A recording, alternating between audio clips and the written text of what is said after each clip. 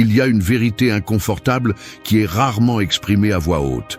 Dans le monde réel, être traité avec respect ne dépend pas toujours de ton éducation, de ton âge ou de ton apparence. Parfois, il suffit de croiser la mauvaise personne au mauvais moment pour ressentir le poids brutal de la grossièreté publique. Nous avons tous ressenti ce coup sec, un commentaire chargé de poison, un regard qui cherche à humilier, une provocation lancée comme si tu avais l'obligation de perdre le contrôle. Le réflexe le plus courant est de répondre avec fureur ou d'encaisser la colère. Mais ces deux chemins ont un coût psychologique qui s'accumule et fracture le caractère avec le temps. La dignité est mise à l'épreuve dans ces instants, et bien que l'instinct crie à la revanche, la véritable force réside dans le fait de ne pas offrir ta paix à ceux qui ne la méritent pas. Les stoïciens le savaient, tu peux contrôler ta réaction, jamais le comportement de l'autre. Si chaque attaque te tire vers le bas, tu deviens prisonnier d'inconnus. Si tu entraînes la sérénité, chaque provocation devient une occasion de démontrer ta discipline. Il ne s'agit pas d'être indifférent ni de faire semblant que la grossièreté ne fait pas mal, mais de l'affronter avec des mécanismes mentaux qui empêchent le poison des autres de pénétrer ton estime de soi. Aujourd'hui, je vais te montrer comment protéger ta sérénité sans perdre un gramme d'autorité. Je te promets ceci, la prochaine fois que quelqu'un cherchera à te briser en public, tu auras les outils pour choisir le calme et non la réaction automatique. La dignité ne se négocie pas, elle se défend en silence. 1. Fais une pause avant de répondre.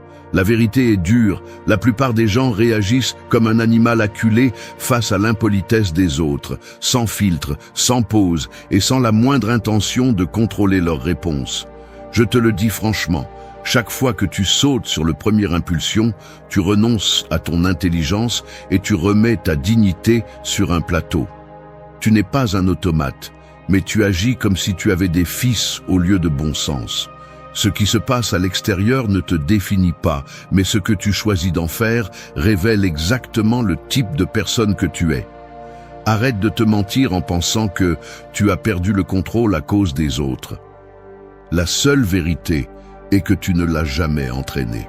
Combien de fois vas-tu encore te justifier en disant que c'est sorti de ton âme ou que n'importe qui aurait réagi de la même manière? C'est la mentalité de celui qui est en dette avec lui-même. La dette de ne jamais avoir pris au sérieux le travail de renforcer l'autocontrôle. Fais une pause avant de répondre. Ce n'est pas une suggestion molle. C'est la base de toute réponse digne. Tu penses que cette pause est insignifiante, mais c'est le filtre qui sépare la réaction automatique de la décision consciente. Sans cette pause, il n'y a pas de différence entre toi et celui qui t'insulte. Celui qui ne s'arrête pas vit à la merci de celui qui lance la première pierre, et c'est une faiblesse déguisée en spontanéité. Une pause te permet de voir le mécanisme en marche. La décharge d'adrénaline, l'impulsion de rendre l'offense, le désir de prouver quelque chose. Si tu n'es même pas capable de te contenir pendant quelques secondes, oublie l'autocontrôle, oublie le stoïcisme et oublie la dignité.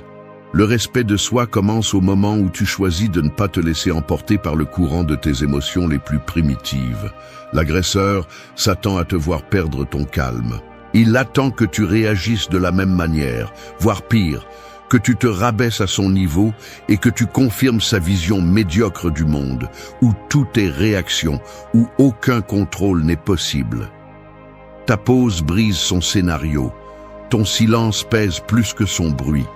Tu ne lui donnes pas de pouvoir, tu lui en enlèves, car tu laisses clair que ton bon sens est plus fort que n'importe quelle provocation passagère.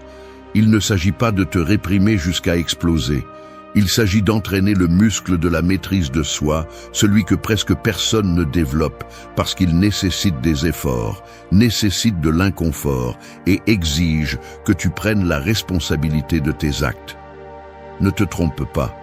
La pause n'est pas une faiblesse, c'est une stratégie. C'est la distance qui te permet d'observer l'attaque, de voir la blessure chez l'autre et de décider s'il vaut la peine de dépenser une seule parole de ton énergie.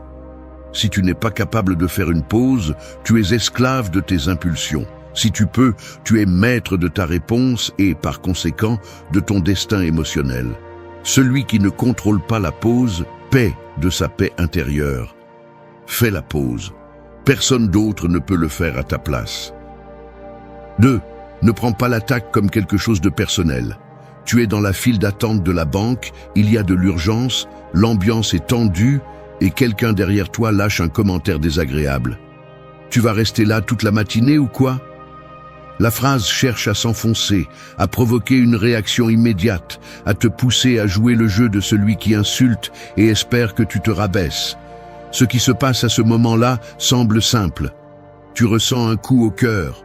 Ton ego s'active comme un ressort. L'esprit commence à fabriquer des excuses pour répondre par la même monnaie. Mais arrête-toi une seconde et observe le véritable mécanisme. D'où vient cette urgence de te défendre, de prouver que tu n'es pas faible? L'insulte est réelle, mais ce qui te fait mal, ce n'est pas la phrase, c'est l'interprétation que tu en fais. Tu te mets le fardeau sur les épaules, comme si chaque mot était un poids que tu devais porter, et tu te convaincs que l'offense est une évaluation directe de ta valeur. C'est là l'erreur. Tu n'es pas le centre de l'univers de l'autre. Sa frustration, son venin, son ton n'ont presque jamais à voir avec toi. Tu es juste la cible la plus proche à cet instant. Si tu gobes l'idée que l'attaque est un jugement sur toi, l'agresseur a gagné sans même se donner la peine. C'est ici que l'entraînement commence vraiment. Apprendre à ne pas prendre l'attaque comme quelque chose de personnel est l'un des filtres mentaux les plus puissants que tu puisses développer. Ce n'est pas de l'indifférence, ce n'est pas de la résignation, c'est de la clarté. C'est reconnaître que chaque être humain traîne sa propre histoire, ses frustrations, ses blessures non résolues, et que souvent, ce qu'il cherche, c'est un endroit où les déposer. Tomber dans le piège de te sentir désigné, c'est perdre la perspective, c'est laisser ton esprit fonctionner selon le scénario de l'autre. Personne ne te connaît vraiment dans la file d'attente de la banque, ni dans la rue, ni au bureau. Ce que les autres disent de toi n'est qu'un éclat de leur propre bataille. L'offensé s'affaiblit. Celui qui ne se sent pas visé se libère. Chaque fois que tu assumes que la grossièreté est une attaque à ton identité, tu t'enchaînes au jugement externe et tu cesses d'être maître de ton état intérieur. C'est le prix de la susceptibilité.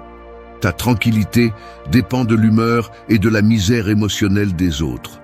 Change le filtre. Demande-toi, ce que je viens d'entendre en dit-il plus sur moi ou sur l'autre? Presque toujours, le véritable message se trouve chez l'émetteur, pas chez le récepteur. Laisse les commentaires des autres passer comme un courant que tu ne traînes pas. Tu n'as pas besoin de répondre, ni de prouver, ni de corriger la vision déformée de celui qui t'attaque. La dignité ne se négocie pas avec des inconnus et ne se défend pas avec des cris. Celui qui ne prend pas l'attaque de manière personnelle économise de l'énergie et gagne en paix. Personne ne peut déplacer ton axe si tu ne le permets pas. C'est cela, la véritable indépendance émotionnelle. 3. Demander de la clarté face à l'impolitesse. Je vais te le dire sans détour. Demander de la clarté face à l'impolitesse m'a semblé inconfortable, presque humiliant au début. Il y a une partie de moi qui préférerait répondre avec sarcasme, une autre qui veut ignorer l'agresseur et faire comme si de rien n'était. Mais la vérité est que lorsque quelqu'un te parle avec mépris, la dernière chose que tu veux, c'est d'humaniser la situation en demandant des explications.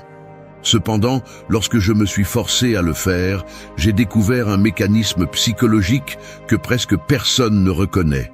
Derrière l'insulte directe se cache souvent une intention floue, une motivation que l'impoli lui-même n'ose pas exposer frontalement. Et c'est ici que demander de la clarté devient une arme stratégique et non une démonstration de faiblesse. En décomposant la scène, la première chose qui se produit est une montée de tension. Le corps réagit, l'esprit cherche des réponses rapides et l'impulsion naturelle est de rendre le coup. Mais si tu intervenais à cet instant en demandant quelque chose d'aussi simple que « Que veux-tu dire exactement ?» ou « Peux-tu m'expliquer ce à quoi tu fais référence ?» tout le circuit émotionnel est interrompu. L'agresseur est contraint de faire face à ce qu'il vient de lancer, de mettre en mots concrets sa motivation. Très peu de personnes peuvent maintenir le même niveau d'hostilité lorsqu'on leur demande d'être clair. C'est comme si la brume qui protégeait leur attitude se dissipait et qu'ils devaient soudain justifier leur comportement. Cela ne les met pas seulement mal à l'aise, cela te permet également de reprendre le contrôle de la situation, car tu cesses d'être une cible passive et tu deviens quelqu'un qui exige de la cohérence. L'impolitesse survit dans l'ambiguïté. La clarté l'étouffe. En analysant la dynamique, demander des explications force une pause dans le flux automatique d'agression et de réaction. Celui qui insulte s'attend à un rebond émotionnel, pas à une demande de précision. En lui demandant de clarifier, tu le confrontes à son propre désordre intérieur. Souvent, il ne sait même pas pourquoi il agit ainsi. Il le fait parce qu'il est plus facile de lâcher du venin que de revisiter son propre malaise. Lorsque tu demandes de la clarté, tu lui renvoies la responsabilité de ses mots. Tu ne te mets pas en position de victime ni de bourreau. Tu demandes simplement qu'il prenne ses responsabilités. La dignité ne consiste pas à se taire ni à crier, mais à exiger que tout ce qui est dit ait un fondement. Si tu ne peux pas expliquer ton impolitesse, elle n'a pas de valeur. C'est une ligne qui coupe net le jeu du mépris. Ce n'est pas confortable, mais c'est efficace. Celui qui demande de la clarté ne perd jamais, car il oblige l'autre à se regarder dans le miroir de ses arguments. Parfois, l'agresseur se rétracte. D'autres fois, il trébuche en essayant de justifier l'attaque, mais presque toujours, l'ambiance change immédiatement. L'énergie cesse de tourner autour de l'émotion et se déplace sur le terrain de la raison. C'est la différence entre réagir et gouverner l'interaction. Ne te contente pas d'absorber des coups verbaux, ni de les rendre. Exige des explications. C'est le filtre qui sépare la critique valable de la décharge émotionnelle d'autrui. Demander de la clarté est une dignité en action. 4. Remercie et suis ton propre chemin. Tu traverses la ville comme on traverse un marché bondé, des voix, des poussées, des gestes brusques, des regards qui rebondissent sans s'arrêter. La grossièreté publique ressemble à ces mains qui essaient de se glisser dans tes poches, cherchant à te voler ta tranquillité sans que tu t'en rendes compte. Il y a une réaction automatique qui se ressent dans l'estomac, une chaleur dense, une tension qui monte dans la gorge. Mais il existe aussi une autre option, beaucoup moins utilisée, accepter le frottement, remercier mentalement le signal que tu ne veux pas devenir la même chose, et continuer ton chemin comme si rien ne pouvait te détourner de ta direction. Il ne s'agit pas de résignation ni de faire semblant d'être de pierre, il s'agit de ne pas donner de pouvoir à un inconnu qui décide de croiser ton chemin. La différence entre celui qui s'en mêle avec chaque provocation et celui qui avance réside dans la capacité de voir la scène comme un simple obstacle et non comme un message personnel. Le geste est simple, presque imperceptible. Une légère inclinaison de la tête, un merci bref, parfois à peine audible, et la décision ferme de ne pas s'arrêter pour négocier avec la misère des autres. Tu ressens la tentation de regarder en arrière, de renvoyer une phrase cinglante, mais tu choisis de ne pas rester collé au sol émotionnel où l'on veut t'entraîner. À cet instant, ton corps se déplace en avant, les épaules détendues, le regard fixé sur ce qui compte vraiment. Ta direction, pas le bruit latéral. Il y a de la force chez celui qui ne se laisse pas attraper par l'énergie des autres. Tout le monde ne mérite pas une réponse. Tout le monde ne mérite pas ton temps. C'est la dignité silencieuse, celle qui n'a pas besoin d'applaudissements. La gratitude dans ce contexte est une pure stratégie interne. Ce n'est pas une récompense pour le grossier, c'est un rappel pour toi-même. Je ne porte pas ce qui ne m'appartient pas. Chaque grossièreté que tu laisses derrière, chaque commentaire venimeux qui ne te freine pas, est un investissement dans ta liberté émotionnelle. Le monde est rempli de ceux qui cherchent à t'accrocher à leurs blessures, mais ton travail est de lâcher l'hameçon avec élégance et fermeté. Remercier et avancer est l'art de choisir tes batailles, de savoir que la véritable indépendance ne se mesure pas au nombre d'insultes auxquelles tu réponds, mais au nombre que tu laisses tomber sans te contaminer. Il n'y a aucun mérite à s'en mêler avec quiconque croise ton chemin de manière désagréable. Il y a du mérite à avancer, intact, en montrant que ton énergie n'est pas à vendre. La paix t'appartient seulement si tu décides que personne d'autre ne l'administre. N'accepte pas les fardeaux des autres. Remercie l'avertissement et suis ton propre chemin. C'est cela la maturité, c'est cela la force entraînée. 5. Établis des limites sans perdre ton calme. Celui qui ne sait pas poser des limites est complice de son propre maltraitement. C'est aussi simple que cela. Il n'y a rien de plus pathétique que de voir quelqu'un se laisser piétiner, se taisant par peur de déranger ou par terreur de perdre l'approbation d'inconnus. Tu veux du respect? Commence par te l'exiger à toi-même. La plupart préfèrent avaler l'inconfort plutôt que de marquer un arrêt, car ils ont peur du conflit, ou pire encore, parce qu'ils ont appris à normaliser l'abus déguisé en fort caractère ou personne difficile. Laisse-moi te le dire clairement, personne ne respectera tes limites si tu n'es pas capable de les défendre sans hésitation. L'autocontrôle ne consiste pas à tout supporter avec un air de martyr, mais à montrer par des actes et des mots qu'il y a un point où ta dignité n'est pas négociable. Celui qui se tait par habitude finit par accumuler du ressentiment comme une dette émotionnelle qui, tôt ou tard, se rembourse avec des intérêts sous forme d'explosion ou d'humiliation. La dignité n'est pas un ornement, c'est une limite opérationnelle. Ne confonds pas le calme avec la soumission. Garder son calme ne signifie pas avaler les déchets des autres, ni tolérer des manques de respect comme si tu étais un conteneur de frustration d'autrui. Le vrai calme est celui qui met un frein sans crier, c'est celui qui regarde l'autre et d'une voix ferme et sans trembler dit « Ici, tu t'arrêtes ». Il n'est pas nécessaire d'expliquer ou de justifier ta limite. Ceux qui exigent que tu justifies ton droit au respect cherchent simplement un espace pour continuer à franchir la ligne. La limite ne se demande pas, elle se marque. Et si l'autre personne se fâche, qu'elle fasse face à son propre malaise. Tu n'es ni thérapeute, ni sac de frappe pour qui que ce soit. Chaque fois que tu restes silencieux, tu envoies le message que ton espace et ton temps sont en promotion.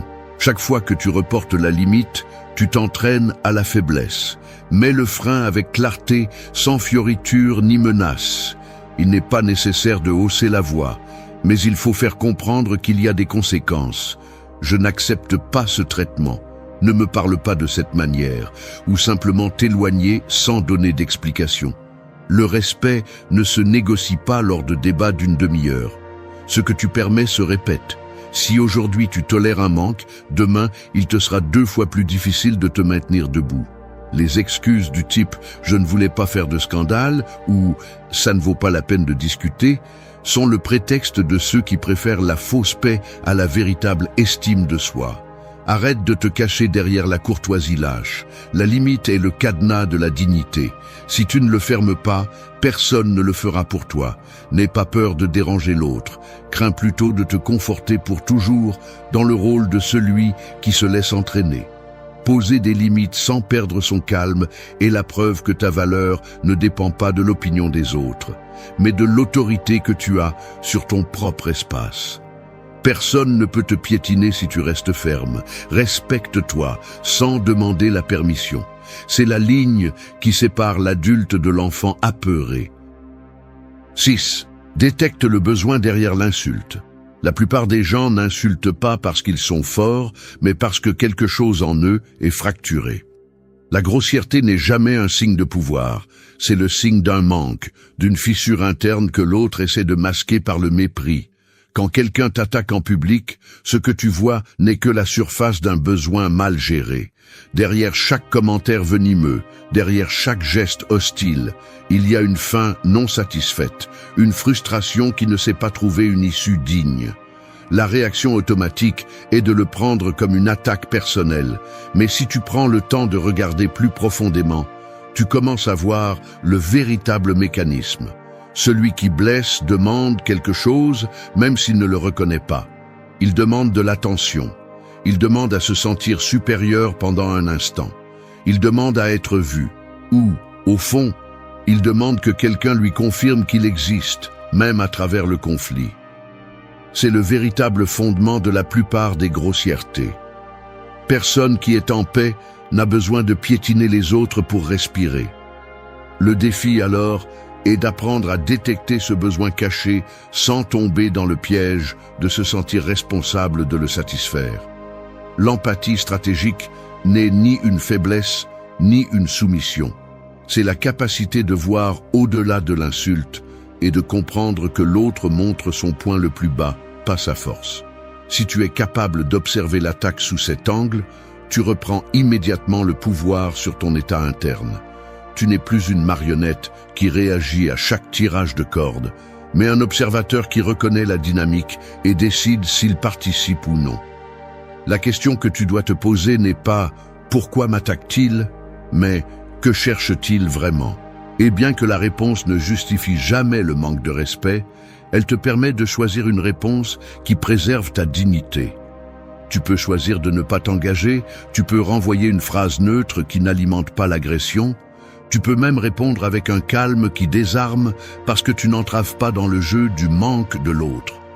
Ne confonds pas détecter le besoin avec le porter. Tu n'es pas venu au monde pour être le thérapeute des inconnus, ni pour corriger le vide émotionnel de ceux qui ne se supportent pas eux-mêmes. Mais si tu reconnais le besoin derrière l'insulte, l'impact émotionnel change immédiatement. Tu cesses de te sentir offensé et tu commences à voir l'autre comme quelqu'un qui ne sait pas demander ce dont il a vraiment besoin. C'est la maturité émotionnelle, ne pas s'engager avec le masque, mais voir la fracture derrière le geste. La compassion n'est pas une excuse pour permettre l'abus. C'est un filtre qui te protège du piège du ressentiment. Celui qui insulte révèle sa véritable pénurie. Ne porte pas ce qui n'est pas à toi. Le contrôle de soi le plus solide naît de la compréhension que la plupart des offenses parlent du besoin de l'autre, pas de ta valeur. La dignité commence quand tu cesses de mendier la validation des vides des autres. 7. Limitez l'accès aux personnes toxiques. Vous assistez à une réunion de famille et voilà, le parent qui aime mettre mal à l'aise, le connu qui ne manque jamais une occasion de faire une remarque blessante déguisée en blague, la personne qui semble vivre pour appuyer sur les boutons de tout le monde. Vous le connaissez bien, car chaque fois qu'il apparaît, votre énergie s'épuise, votre humeur change et vous vous retrouvez à calculer comment esquiver la prochaine décharge.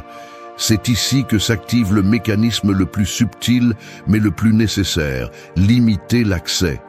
Il ne s'agit pas de punir, ni de couper les liens par fierté, mais d'appliquer, avec un froid stratégique, le principe de l'auto-soin. La tolérance n'est pas infinie. Si elle l'était, ce ne serait pas une vertu, mais un abandon de soi. Chaque interaction est un investissement.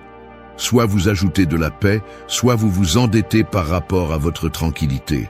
En analysant la dynamique, la plupart supportent la toxicité par inertie sociale ou par peur du qu'en dira-t-on. Mais laisser la porte ouverte à ceux qui ont déjà prouvé qu'ils viennent contaminer, c'est comme inviter un voleur à fouiller vos tiroirs chaque fois qu'il le souhaite. L'erreur ici est de penser que vous devez supporter par politesse, par nostalgie ou pour maintenir l'harmonie. Cette harmonie est fausse si elle se paie avec votre bien-être. L'accès, en psychologie profonde, se traduit par le temps, l'attention et l'espace mental. Si vous cédez ces ressources à ceux qui les gaspillent ou les utilisent pour vous rabaisser, le coût est toujours le vôtre, jamais celui de l'autre. Personne ne viendra protéger vos limites si vous ne les blindez pas. La décision de limiter l'accès ne se prend pas à chaud, elle se prend à froid. Vous observez des schémas, identifiez qui répète le comportement et évaluez l'impact réel sur votre humeur, votre journée, votre perception de vous-même. Puis vous choisissez, vous restreignez vos conversations, vous raccourcissez les rencontres, vous filtrez ce que vous partagez, vous vous permettez même de ne pas répondre à des messages ou de ne pas assister à certains événements. Il ne s'agit pas de faire une scène, mais d'ajuster la distance pour que votre dignité ne soit pas compromise. La clé est celle-ci. Protégez votre espace comme s'il s'agissait de votre seule richesse. Parce que c'est le cas. L'effet est immédiat. Moins d'épuisement, moins de ressentiments accumulés, plus d'énergie disponible pour ceux qui ajoutent vraiment. Limiter l'accès n'est pas de la cruauté, c'est une hygiène émotionnelle. La relation avec les toxiques s'améliore rarement avec une patience infinie. Elle s'améliore quand ils comprennent qu'ils ne peuvent plus entrer et sortir de votre état mental à leur guise. Si l'autre proteste, l'interprète comme un rejet ou essaie de vous manipuler avec de la culpabilité, ce n'est pas votre problème de résoudre son malaise. Votre loyauté est d'abord envers vous-même, pas envers l'habitude ni le chantage émotionnel. Le respect véritable se construit sur la clarté et la distance. Celui qui prend soin de son espace prend soin de sa paix. Ne donnez pas de clé à celui qui ne sait que salir. 8. Protège ta dignité face aux provocations. Je vais être brutalement honnête. Il y a des moments où j'ai ressenti la tentation de laisser une provocation faire ressortir le pire en moi. J'ai remarqué comment ma mâchoire se tend, les muscles de ma nuque se durcissent et mon esprit se remplit d'arguments aiguisés, tous prêts à être lancés. Le corps le prend comme une question de survie, comme si le respect était en jeu face à un regard défiant dans la rue ou un commentaire venimeux lancé à haute voix dans les transports en commun. C'est inconfortable de l'admettre, mais parfois la dignité semble être une monnaie que l'on peut perdre en un instant, et l'impulsion de la défendre à tout prix te pousse exactement là où ils veulent te mener, dans le piège de la réaction. La sueur froide sur les paumes, le pouls accéléré, le désir de ne pas être en dessous dans ce duel invisible. Reconnaître cet automatisme est le premier pas, mais il ne suffit pas de le voir. La vraie question est comment protéger la dignité quand tout le système nerveux crie de répondre. La scène est simple et cruelle. Quelqu'un te regarde de haut en bas avec mépris, cherche une fissure dans ton armure à chaque geste, attend le moindre signe de faiblesse pour creuser plus profondément. Il y a des personnes qui se délectent de ce jeu sale, qui se nourrissent de l'inconfort des autres et collectionnent de petites victoires aux dépens de ceux qui cèdent. C'est là que se définit le véritable entraînement stoïque. Tu peux sentir le tremblement dans le creux de ton estomac, l'impulsion de hausser la voix, mais tu choisis autre chose. Il ne s'agit pas de durcir le visage, ni de devenir de pierre, mais de planter les pieds, de regarder fixement l'agresseur et de tenir le moment avec un calme qui coupe la tension ambiante. Le silence devient lourd, mais ce n'est pas de la soumission, c'est une déclaration. Je ne suis pas ici pour mendier du respect, ni pour mettre aux enchères ma dignité. C'est la ligne emblématique. Celui qui résiste à la pression du moment, celui qui ne se précipite pas à répondre, démontre sa force sans recourir aux cris. Protéger la dignité n'est pas chercher l'approbation ni sortir vainqueur d'une compétition d'insultes. C'est quelque chose de bien plus sobre et bien plus coûteux. C'est décider que ta valeur n'est pas en jeu simplement parce que quelqu'un la remet en question à haute voix. Tu peux sentir le jugement dans les regards autour de toi, percevoir le murmure invisible de ceux qui attendent que tu réagisses, mais tu choisis de ne pas offrir ton énergie à ce théâtre. La dignité se transmet dans la manière dont tu maintiens le regard, dans la façon dont tu tiens ta posture, dans la respiration qui ne se brise pas même si à l'intérieur, l'adrénaline cherche une issue. Cette présence sereine, sans théâtralité, sans geste exagéré, est ce qui désarme celui qui provoque. Il n'y a pas de meilleure réponse que de montrer par des actes que tu n'es pas facile à entraîner.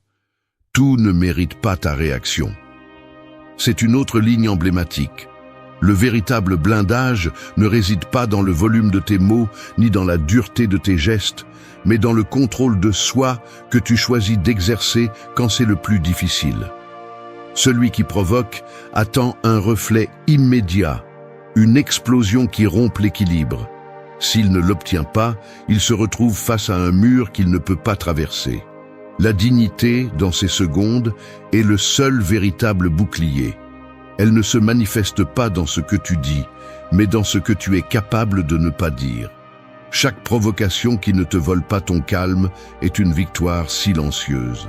La dignité se protège dans la pratique, pas dans la théorie. Elle s'entraîne chaque fois que tu mets le corps, le geste et la parole sous le gouvernement de ton jugement, pas de l'instinct des autres. C'est cela, le respect de soi en action. 9. Renforce ta sérénité par une pratique quotidienne. La sérénité n'est pas un don tombé du ciel, elle ressemble plutôt à une corde tendue que tu traverses chaque jour au-dessus de l'abîme de la stupidité des autres. Chaque pas est un défi. Tu vacilles, tu ressens le vertige, et c'est alors que surgissent les excuses faciles que tu te répètes pour justifier chaque chute. C'est comme ça que je suis. J'ai un fort caractère. Je ne supporte pas le manque de respect. Le monde est rempli d'imbéciles. Pourquoi devrais-je me calmer? Comme il est facile de jeter l'autocontrôle par-dessus bord et de le déguiser en authenticité.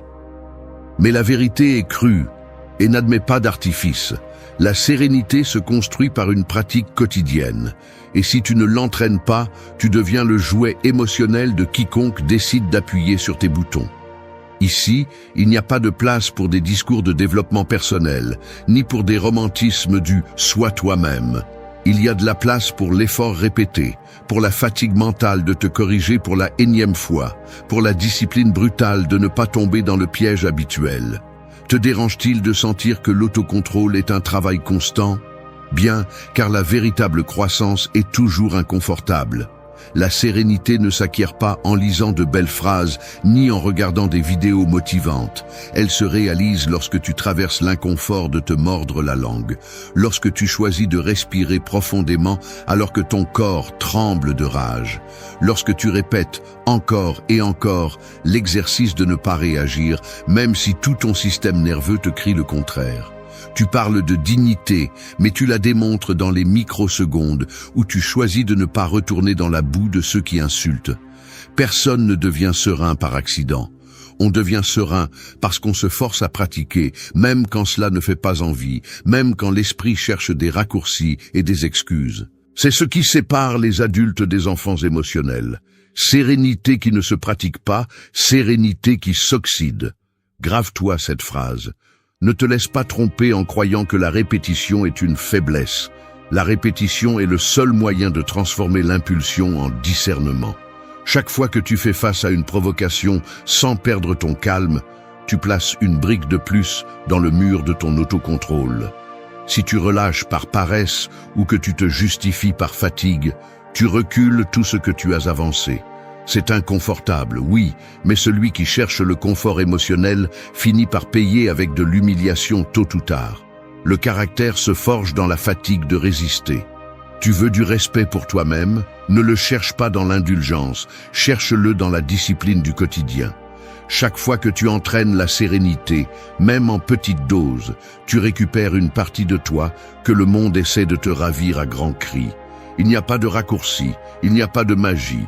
Celui qui n'entraîne pas le calme entraîne sa ruine. C'est tout. 10. Choisis toujours la maîtrise de soi, pas la réaction. La maîtrise de soi est une décision, pas un trait de personnalité. Elle n'est pas héritée ni dépendante de la chance. C'est le produit inconfortable de choisir l'autocontrôle plutôt que l'impulsion, encore et encore, même si tout ton corps demande le contraire. Lorsque tu fais face à la grossièreté en public, ton esprit s'active en mode défense. De vieilles croyances surgissent, criant que si tu ne réponds pas, tu restes à la traîne, tu es humilié, tu passes pour faible. Sans t'en rendre compte, tu deviens l'otage d'une attente invisible, celle d'être fort à travers la réaction. Le véritable conflit n'est pas avec l'autre, mais avec l'image interne que tu as de toi-même. Qui es-tu quand personne ne t'applaudit pour garder ton calme? La réponse révèle de quoi tu es fait. Il y a un piège silencieux dans la réaction automatique. Elle semble te donner du pouvoir, mais en réalité, elle te le prend.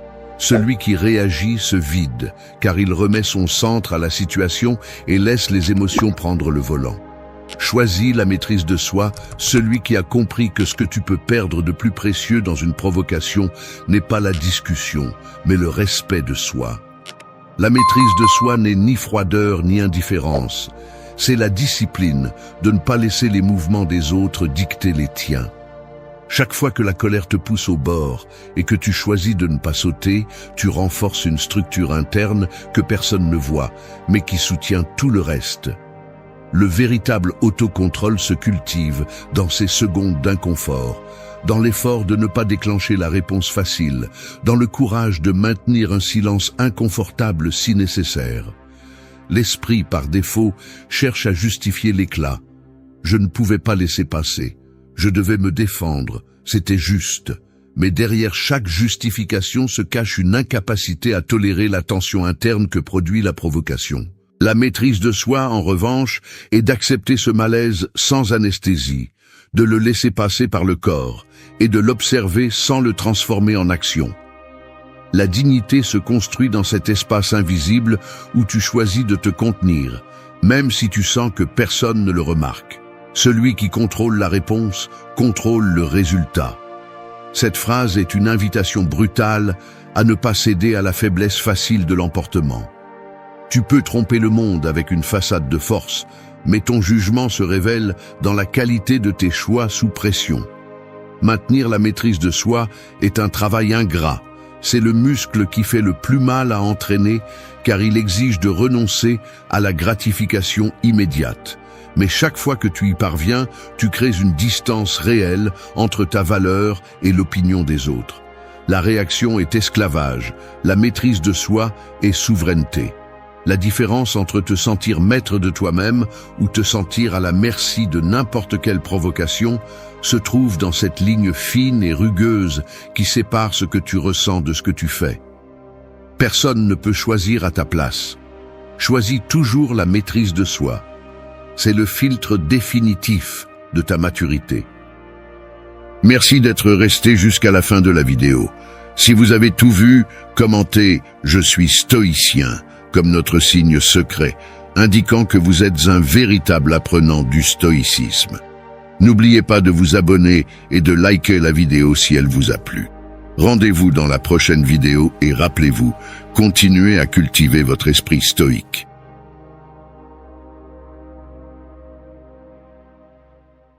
La plupart ne l'admettent pas, mais la vérité est que de nombreuses vies s'effondrent parce que l'esprit n'a jamais été entraîné à résister.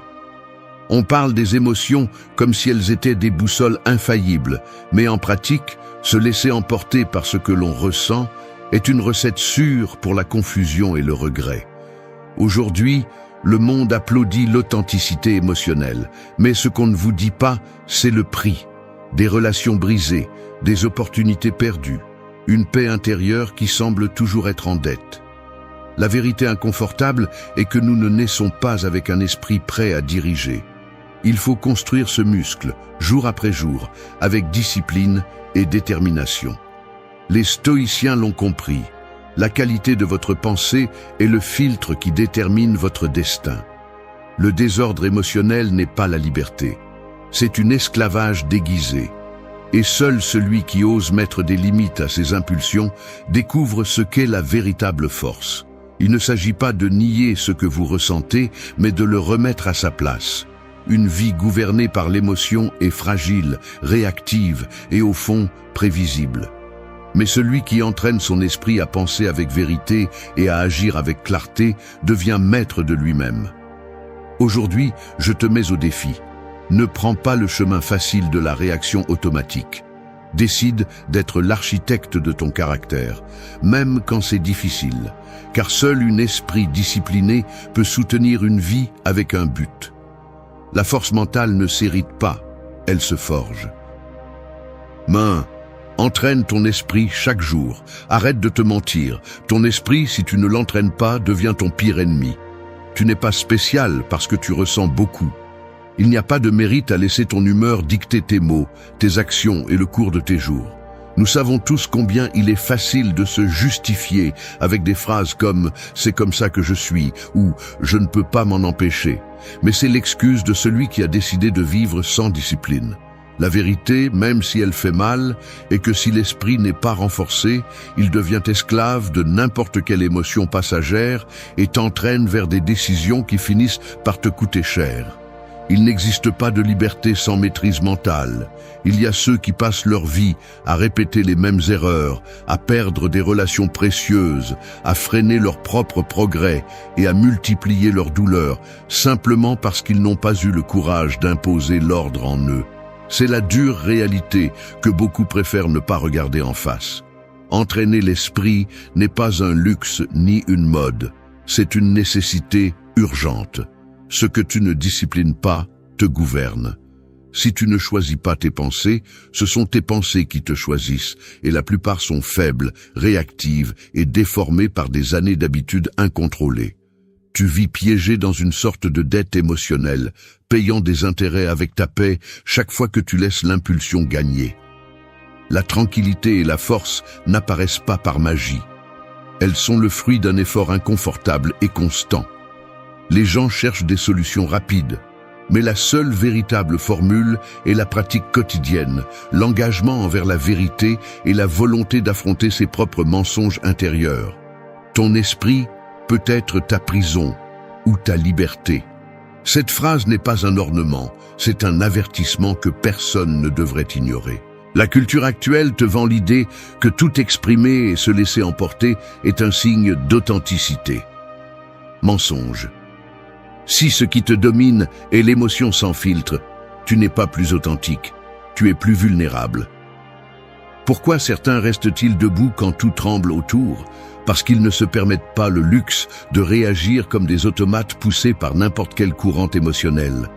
Ils ont compris que la clarté et la force intérieure ne viennent que lorsque l'esprit occupe le siège du conducteur et que l'émotion est reconnue, mais pas obéie aveuglément. Il ne s'agit pas de réprimer ce que tu ressens, mais de le mettre à sa place. Les émotions peuvent te prévenir, mais c'est toi qui décides comment répondre.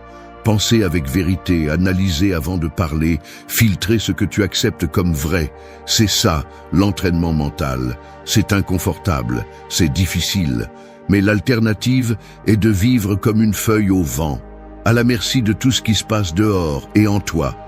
Discipline-toi ou paie le prix. Il n'y a pas de raccourci. Entraîner l'esprit chaque jour est le seul moyen de cesser d'être l'otage de tes états et de devenir enfin le maître de ta vie. 2. Ne suis pas tes émotions. Tu te lèves tard un matin comme un autre, l'horloge indique plus que ce qu'elle devrait et tu ressens déjà la pression dans ta poitrine. Tout commence parce qu'hier soir, tu t'es laissé vaincre par la paresse et maintenant, la journée commence en pente. La première pensée qui te vient à l'esprit est que rien n'a de sens, qu'il vaut mieux rester un peu plus au lit. Tu décides d'ignorer tes responsabilités simplement parce que tu n'en as pas envie. Et pendant que tu justifies ce choix, tu remarques une séquence familière. Chaque fois que tu procrastines, chaque fois que tu cèdes à l'impulsion, ta journée se termine mal. Ce n'est pas une coïncidence. C'est un schéma qui se répète chaque fois que tu laisses l'émotion tracer le chemin. Tu appelles ça écouter ton corps, être authentique, mais en réalité, c'est de la peur déguisée en sincérité. Accepter toujours le mandat de ce que tu ressens semble légitime, mais c'est la manière la plus sûre de te saboter. À l'intérieur de toi, l'esprit et l'émotion se disputent pour décider de la suite. L'émotion crie, exige une attention immédiate, te convainc que l'urgent est ce qui est important. L'esprit, si tu ne l'as pas entraîné, murmure à peine des arguments faibles. Là se révèle le piège. Tu crois que ce que tu ressens à l'instant est la vérité absolue, alors qu'en réalité, c'est juste une réaction passagère, un reflet automatique de tes croyances, de tes blessures, de tes attentes non satisfaites. Souvent, derrière cette émotion qui te tire, il y a une accumulation de vieilles habitudes, un manque de rigueur interne qui te maintient dans le même cycle que d'habitude. Ce n'est pas du courage de te laisser emporter par la peur ou la tristesse, c'est de la paresse mentale. Ce n'est pas non plus de l'honnêteté de réagir avec colère ou de fermer la porte quand on te blesse. C'est une simple incapacité à te réguler. Chaque fois que tu suis l'émotion sans filtre, le coup se multiplie.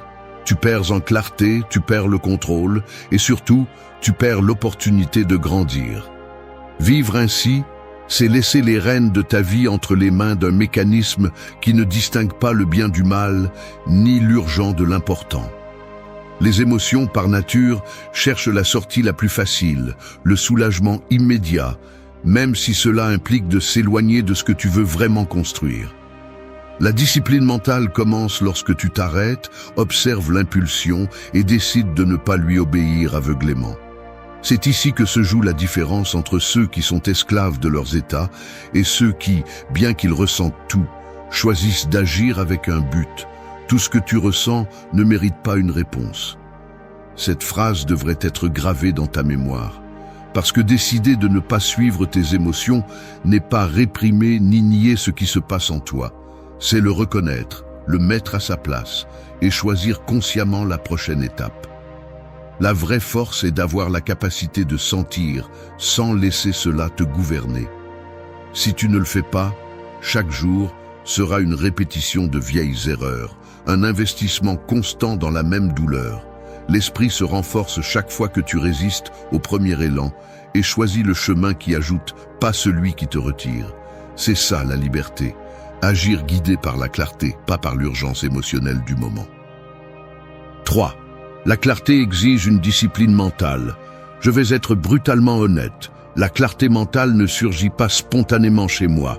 Même en sachant ce qui est bon pour moi, je me retrouve à trébucher sur les mêmes impulsions encore et encore. Je me rends compte que penser clairement nécessite une vigilance constante, presque inconfortable, que je préférerais souvent éviter. Ce n'est pas un manque de connaissances ni de bonnes intentions. C'est cette tendance à laisser le facile devenir la norme, à tolérer de petites distorsions dans ma perception simplement parce qu'elles accommodent le désir du moment. L'esprit, si je ne le discipline pas, devient un espace où n'importe quel argument faible trouve sa place et finit par justifier ce que, au fond, je sais être médiocre. La clarté exige de passer chaque pensée au crible du soupçon, de détecter le piège de l'auto-tromperie et d'avoir le courage de se corriger même lorsque personne d'autre ne le remarque. C'est la partie inconfortable. Personne ne vous applaudit pour avoir pensé avec rigueur. Personne ne célèbre le fait que vous arrêtiez une réaction pour l'analyser. La reconnaissance est interne et souvent silencieuse. Ce que j'ai observé, c'est que la clarté n'est pas un état passif ni une qualité qui reste intacte d'elle-même. Elle dépend d'un processus actif de discipline mentale, de mettre des filtres sur les idées qui surgissent, d'examiner l'intention derrière chaque impulsion. Quand je ne le fais pas, le résultat est immédiat. L'esprit se remplit de justifications, de récits biaisés, d'excuses qui me permettent d'éviter l'inconfort de faire face à la vérité. Il est surprenant de voir à quelle vitesse une petite concession mentale peut grandir pour devenir une décision qui pèse des jours, des semaines, voire des années. C'est pourquoi j'insiste, la discipline mentale n'est pas optionnelle si je recherche vraiment la clarté. C'est un travail quotidien, pas un luxe occasionnel. Le manque de discipline finit par déformer ma manière d'interpréter tout. Si je cède à la paresse mentale, ma vision se brouille et je commence à voir les obstacles comme impossibles, les gens comme des menaces, les opportunités comme des risques inutiles. Tout se distord parce que mon esprit n'est pas ferme dans l'analyse, mais relâché dans le confort de l'immédiat. Quand la clarté échoue, le coup est silencieux mais brutal. Je perds du temps. Je perds des relations, je perds confiance en mon propre jugement. La clarté se paie par une discipline quotidienne. C'est la vérité que personne ne veut entendre parce que cela signifie un travail réel, pas seulement de bonnes intentions. Avoir de la clarté est, en essence, choisir l'effort de penser avant d'agir, d'examiner les motifs, de résister à la séduction de la réponse facile. C'est un processus délibéré de filtrer ce que j'accepte comme vrai et ce que je laisse passer. Chaque fois que je prends le temps de remettre en question mes propres arguments, de vérifier si ma réaction est vraiment fidèle à mes valeurs et non seulement à mon état émotionnel, j'entraîne le muscle de l'esprit. Ce muscle ne se développe pas avec de beaux discours, ni avec des théories. Il se développe avec une pratique inconfortable. Il n'y a pas de clarté sans rigueur. Si je permets à l'esprit de divaguer sans frein, je cède le contrôle et, tôt ou tard, ce que je perds, c'est la direction et le sens. La clarté qui demeure est celle qui se protège chaque jour par une discipline mentale. C'est la différence entre vivre avec un but ou à la dérive. 4. Décide avec raison, pas avec impulsivité. Il y a des décisions qui ressemblent à porter un sac à dos rempli de pierres sans s'en rendre compte. Une après l'autre, chaque réponse impulsive s'ajoute au poids, jusqu'à ce qu'à la fin de la journée, tu ne comprennes pas pourquoi tout te coûte tant. Ce fardeau invisible s'accumule dans les gestes, dans la tension des épaules, dans le regard fatigué que tu évites dans le miroir. C'est ainsi que l'on vit quand on choisit par impulsion plutôt que par raison. Tu deviens prisonnier de réactions automatiques, de chemins mentaux que tu ne remets pas en question, de petites trahisons à ton propre jugement qui se remarquent dans la façon dont tu parles, dans les silences gênants, dans la sensation de ne pas être vraiment maître de ta vie. L'impulsion a la capacité de se déguiser en urgence, de te convaincre que tout ce que tu ressens mérite une réponse immédiate. Mais quand tu t'arrêtes et que tu examines le bilan de ces décisions, tu découvres que tu finis toujours par te devoir à toi-même. Observer une personne dominée par l'impulsivité, c'est remarquer des mouvements anxieux, des réponses brèves, une impatience qui s'infiltre dans le ton de la voix et dans la rigidité des mains. Il n'y a pas de calme dans ces actions, juste une séquence de pansements émotionnels, comme si elle essayait de masquer par des gestes rapides l'insécurité de ne pas avoir réfléchi à chaque pas. En revanche, quelqu'un qui décide avec raison a tendance à se mouvoir différemment. Il respire avant de répondre, soutient le regard. Ses mots ont un poids qui ne dépend pas de l'état émotionnel, mais d'une conviction intérieure. Il ne réagit pas au premier stimulus, mais filtre, examine, attend le moment propice. C'est ça, le véritable contrôle. Ce n'est pas de la froideur ni de la distance, c'est une discipline appliquée au quotidien. C'est préférer la clarté à la décharge momentanée. Décider avec raison, c'est libérer de l'espace pour ce qui compte. Cette phrase devrait être gravée dans chaque esprit aspirant à être maître de soi. La culture te pousse à agir rapidement, à ne pas rester en arrière, à sauter devant le moindre inconfort. Elle te dit que si tu n'exprimes pas tout ce que tu ressens, tu te trahis. Mais personne ne parle du prix. Les occasions perdues à cause de paroles prononcées sans réflexion. Les conflits inutiles qui éclatent par manque de contrôle sur l'impulsion. Les longues nuits où tu te reproches de ne pas avoir attendu une seconde de plus avant de décider. L'esprit entraîné n'est pas celui qui réprime, mais celui qui traite, qui examine la valeur réelle de chaque émotion avant de lui accorder du pouvoir. Tu as vu des gens ruiner des relations, perdre des emplois, gaspiller des années, tout cela parce qu'ils ont confondu intensité et vérité, précipitation et sagesse. Ce ne sont pas les émotions qui ruinent la vie, mais l'habitude de leur obéir sans filtre. Décider avec raison n'est pas un geste héroïque, c'est une habitude construite dans le petit.